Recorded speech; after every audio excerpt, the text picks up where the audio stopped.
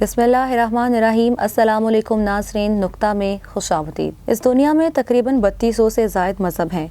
कोई बुतों की पूजा करता है तो कोई पहाड़ों को खुदा मानता है, लेकिन एक मुसलमान होने की हैसियत से हमारा ईमान है कि इस दुनिया का हकीकी मज़हब सिर्फ एक ही है और वो है दीन इस्लाम। खुलफाए राशिदीन से लेकर सल्जूकों तक मुसलमानों की हुकूमत रही और दीन इस्लाम में इजाफा होता रहा।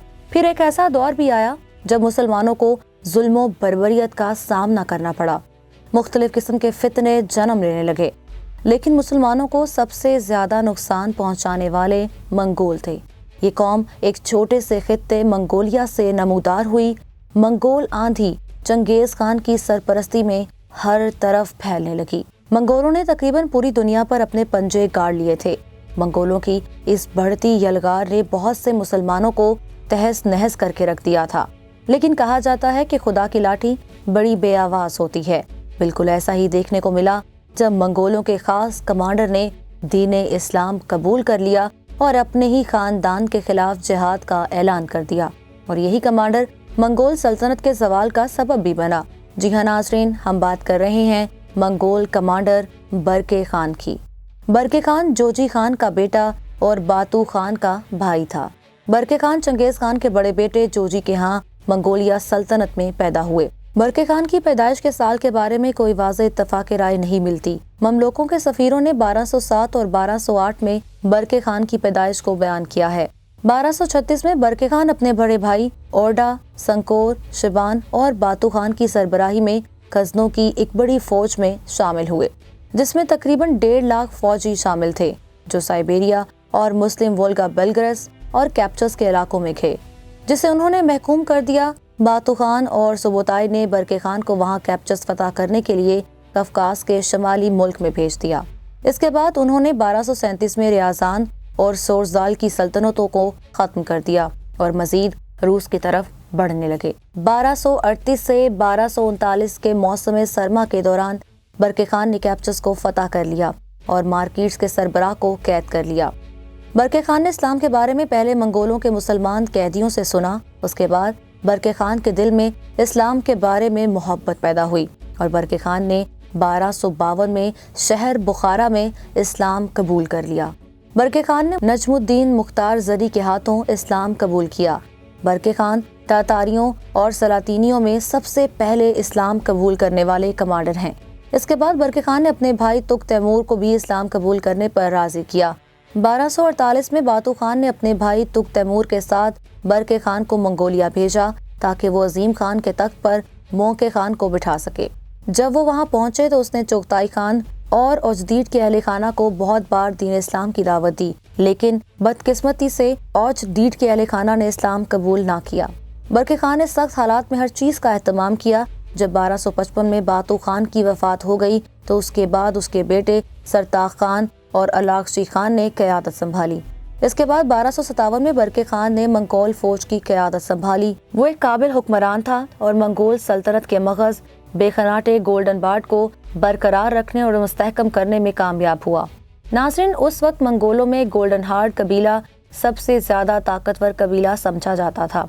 बरके खान की हुकूमत के दौरान मंगोलों ने बिलाखिर रुथीनिया के हुक्मरान डैनियल ऑफ गलेशिया की सरकशी को शिकस्त दी। नाज़रीन, इस्लाम कबूल करने के बाद बरके खान एक मुत्तकी परहेजगार मुसलमान बन गए। बरके खान की इस्लाम से मोहब्बत को सब जानते हैं, क्योंकि उन्होंने इस्लाम और मुसलमानों से मोहब्बत की ही वजह से अपने चचाजाद भाई हलाकू खान के खिलाफ तलवार उठाई। नाज़रीन, अल्लामा इकबाल रहमतुल्लाह अलैह ने बरके खान के कबूल इस्लाम की जानिब इशारा करते हुए कहा था, है अया योरशे तातार के अफसाने से, पास बा मिल गए काबे को सनम खाने से। बरके खान ने एक सच्चे मुसलमान होने के नाते तातारियों को बगदाद पर हमला करने से रोकने में बहुत अहम किरदार अदा किया। नाज़रीन, ये वो दौर था जब मंगोलों की सल्तनत चीन से फरात और मशरिक से मगरिब तक फैल रही थी। तब मंगोल सल्तनत पर हलाकू खान की हुकूमत थी और हलाकू खान अपनी ऐसाई महबूबा दोगोस खातून के कहने पर चलता और ज्यादातर काम उसी के कहने पर करता।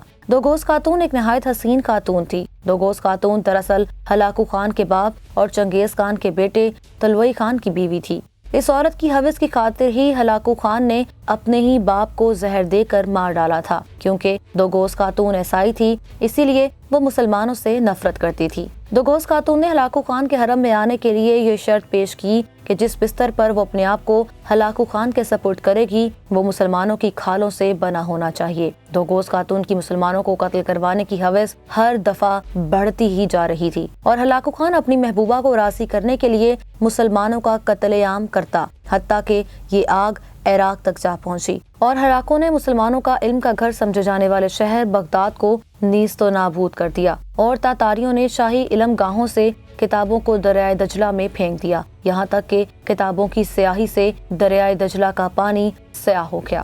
ہلاکو خان نے اسی پر ہی بس نہیں کیا بلکہ وہ حرمین شریفین، مدینہ اور فلسطین پر بھی قبضہ کرنا چاہتا تھا۔ ان تینوں مقدس علاقوں پر اس وقت مملوکوں کی حکومت تھی، وہ ہلاکو خان کو روکنے کی طاقت نہیں رکھتے تھے۔ اللہ کی کرنی ایسی ہوئی کہ منگول سلطنت میں خانہ جنگی شروع ہو گئی اور ہلاکو خان کو اپنی فوج کے ساتھ واپس جانا پڑ گیا۔ ناظرین، یہ وہ دور تھا جب ہلاکو خان دین اسلام کو دنیا سے مٹانے کے لیے بڑھتا ہی جا رہا تھا۔ اس وقت کے تمام عیسائی اور صلیبی قوتیں بھی ہلاکو خان کے ساتھ یکجا ہو چکی تھیں۔ اس وقت برقع خان اور اس کی فوج کا مسلمان ہو جانا کسی معجزے سے کم نہ تھا۔ برقع خان نے اس وقت کے خاقان اعظم کو خط لکھا اور ہلاکو خان کی ساری سفاکیاں اور حماقتوں کو بیان کیا اور عہد کیا کہ میں ہلاکو خان سے مسلمانوں کے ایک ایک قطرے کا بدلہ لوں گا، اور برقع خان اس قسم پر مرتے دم تک قائم رہے۔ برقع خان نے اس کے بعد ہلاکو خان کو کسی بھی مسلمان کا خون بہانے نہ دیا اور کسی بھی مسلم شہر کو تباہ بھی نہ ہونے دیا۔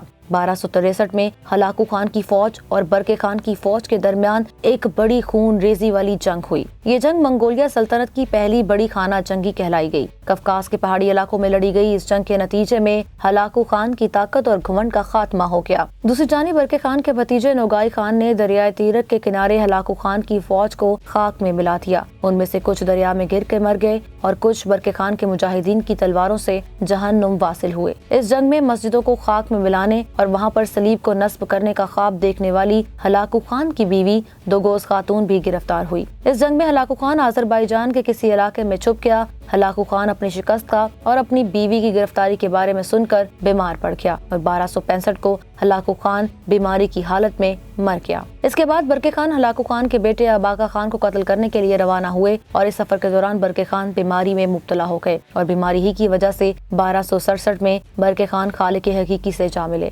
برقع خان کے بعد ان کے پوتے منگو تیمور نے ان کی جگہ لی۔ مملوکوں کے ساتھ اتحاد کی پالیسی اور الخانیت کو روکنے کی پالیسی منگو تیمور نے جاری رکھی۔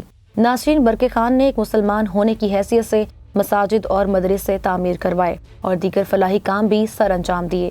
اس سب سے بڑھ کر یہ کہ اس مرد مجاہد کی ہی بدولت مسلمان منگولوں جیسی بڑی آفت سے چھٹکارا حاصل کرنے میں کامیاب ہوئے۔ ناصرین، اگر ہماری آج کی یہ ویڈیو آپ کو پسند آئی ہے تو اسے لائک کریں، کامنٹ کریں اور شیئر بھی کریں۔ چینل کو سبسکرائب کرنا نہ بھولیں تاکہ آپ کو ایسی مزید معلوماتی ویڈیوز ملتی رہیں۔